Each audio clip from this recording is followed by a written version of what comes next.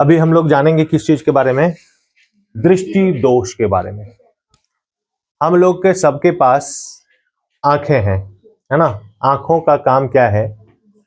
दृश्यों का अवलोकन करना, देखना, चीजों को समझना, है ना। जिसका मुख्य आधार क्या है? आंख। आंख एक प्रकाशीय यंत्र है, कह सकते हो। मानव शरीर में यंत्र की तरह ही ना काम करता है ये।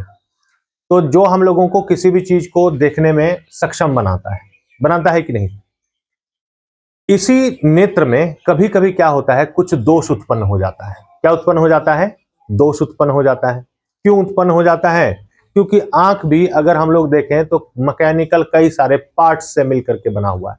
पार्ट्स यानी कि अंग, है ना। अलग अलग अंग है आंख में भी, जैसे रेटिना है, कॉर्निया है, पुतली है। तुम लोग को बताए थे एक बार मानव आंख में।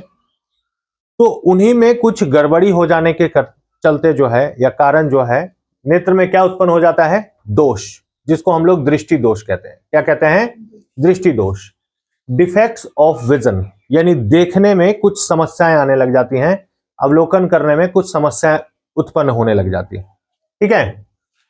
वह स्थिति जब आंखें वस्तु का स्पष्ट प्रतिबिंब रेटिना पर नहीं बना पाती, जिससे धुंधला दिखाई देने लग जाता है।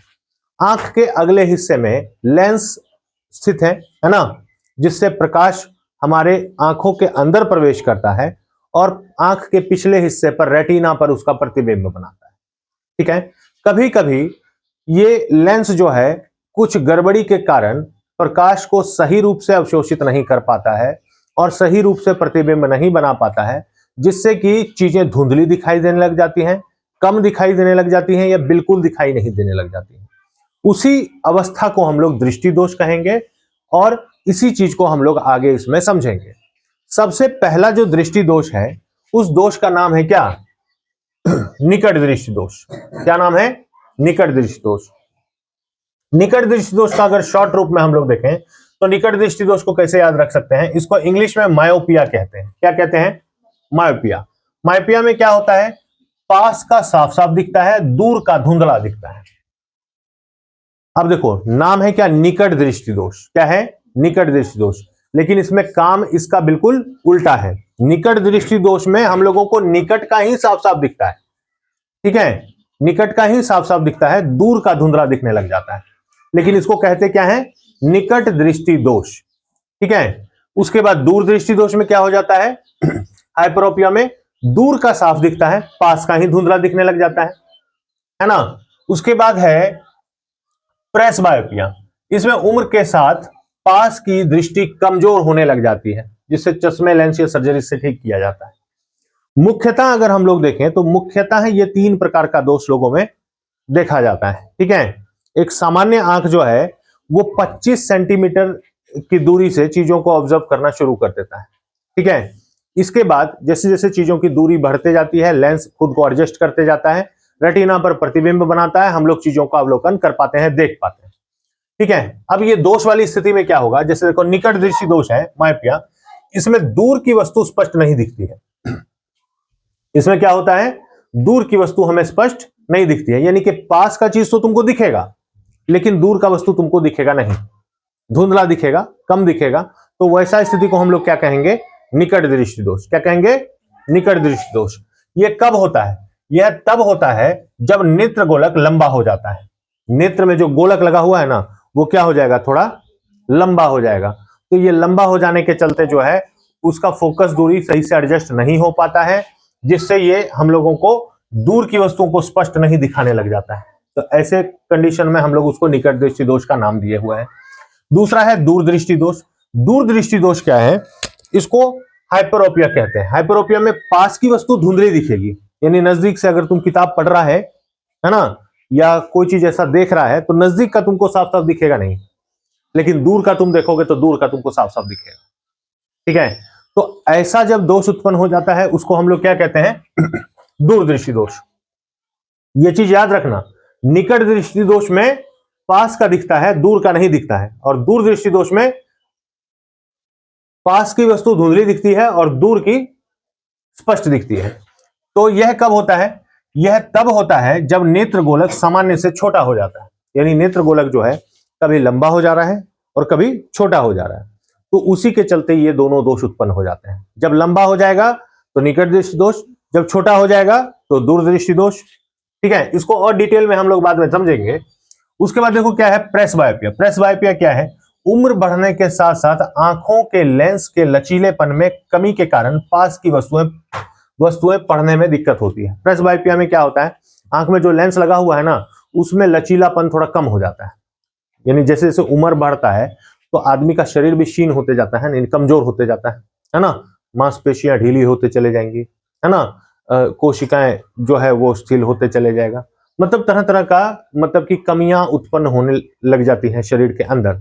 तो उन्हीं कमियों में एक कमी तुम लोगों को उम्र के साथ साथ दृष्टि से संबंधित क्या आएगा, प्रेसबायोपिया, जो उम्र के साथ साथ आंखों के लेंस में लचीलेपन के कारण उत्पन्न हो जाता है।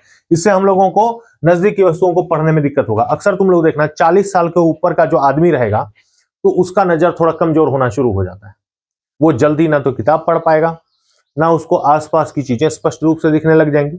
ऐसे नॉर्मली वो देख लेगा, लेकिन उसको तुम पेपर पढ़ने के लिए दे दो, कोई बुक पढ़ने के लिए दे दो, तो बहुत ऐसे लोग हैं जिसको चश्मे की आवश्यकता उस एज में पड़ने लग जाती है ना। तो ये सब डिफेक्ट उत्पन्न होने लग जाता है। उसके बाद है एस्टिग्मेटिज्म।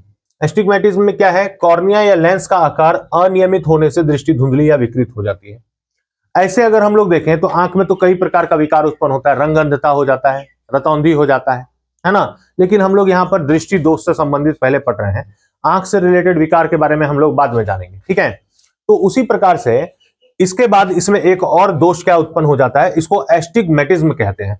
इसमें कॉर्निया जो है या लेंस का आकार अनियमित होने से दृष्टि धुंधली हो जाती है। यानी कॉर्निया का आकार भी जो है और लेंस का आकार भी जो है वो फिक्स्ड है ना। कभी कभी वो अनियमित हो जाता है, यानी बड़ा ही हो गया, पतला ही हो गया, छोटा ही हो गया, चपटा ही हो गया, है ना। यानी जो उसका फिक्स्ड शेप है उससे थोड़ा सा वो क्या हो जाता है, डाइवर्ट हो जाता है, चेंज हो जाता है। तो वैसे कंडीशन में कौन सा दोष उत्पन्न हो जाएगा, एस्टिग्मेटिज्म। इसमें कॉर्निया या लेंस का आकार अनियमित होने से दृष्टि धुंधली या विकृत हो जाती है। ठीक है, अच्छा इसका लक्षण क्या क्या, ये अगर दोष मान लो किसी व्यक्ति में अगर उत्पन्न हो जाए तो इसका कुछ लक्षण दिखेगा। क्या दिखेगा, लक्षण, क्या लक्षण दिखेगा? सबसे पहले तो उसका धुंधला दिखना शुरू हो जाएगा, है ना, साफ साफ क्लियरिटी नहीं रहेगी। उसके बाद आंखों में तनाव रहेगा, आंखों में यानी कि थोड़ा थोड़ा हल्का हल्का दर्द होने लग जाएगा, है ना। सिर दर्द, आंखों से ही रिलेट करता है क्या, सिर दर्द। यानी आंखों के दृष्टि में अगर किसी प्रकार का दोष है तो उसी से सिर में भी दर्द उत्पन्न हो जाएगा।